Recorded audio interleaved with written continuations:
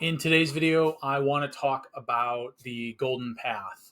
And to do so, I'm going to tell a little bit of a story and a little bit of my own personal experiences on how this process helped me land a multi-million dollar account. So go along with me on a little bit of a story here. Two recruiters walk into the same meeting.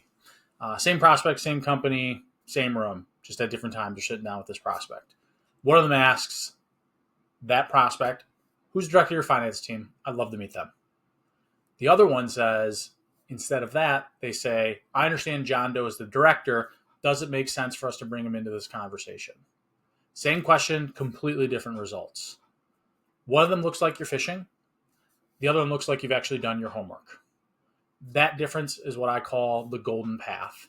And it's the reason I landed that account that I was referring to was over $500,000 year over year, became a multi-million dollar account nationally because I had my golden path created. So stay with me. I'm going to show you exactly how you can build it out for yourself. So story time here. Early in my career, I had a boss who every single week, after every single meeting I went on, he would grill me on the org chart, aka who reports to who, who's oversees what's department, what gaps are we missing in our knowledge.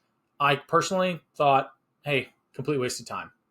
I remember thinking to myself, I don't care if Joe reports to Jane or Jane reports to Bob or Susie oversees the quality department. I'm sitting down with someone overseeing the regulatory department right now. I'm not worried about those things. And I couldn't be more wrong.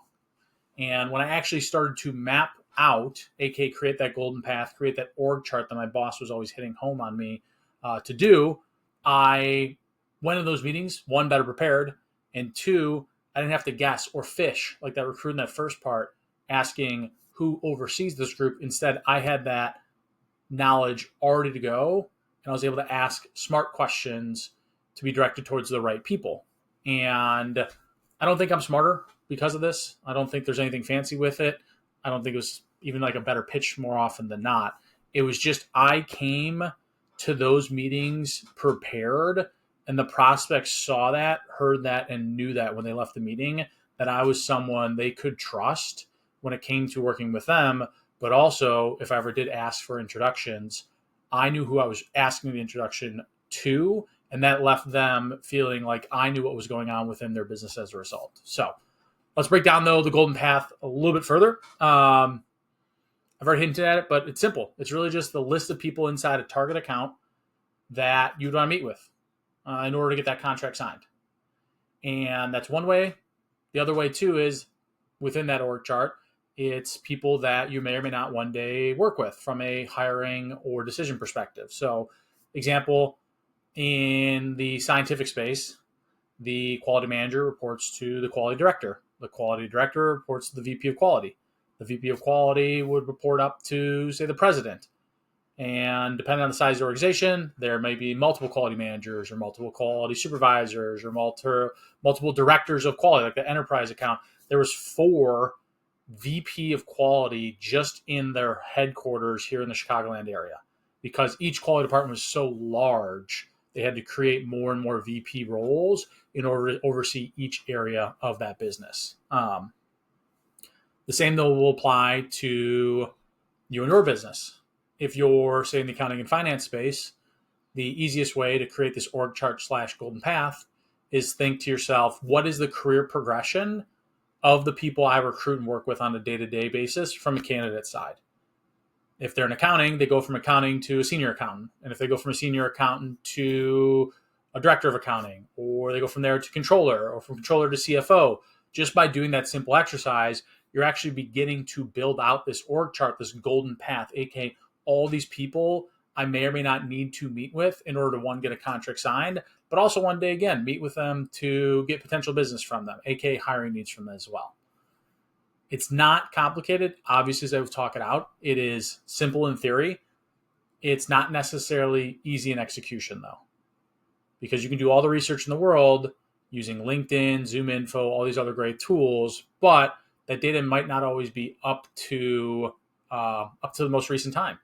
And so when you're going into these meetings, you can come prepared and think you know who the individual is. And when you ask and find out maybe that person promoted or they moved to a different department, you'd have to then go back to, after you're done with the meeting, back to your CRM and make those updates.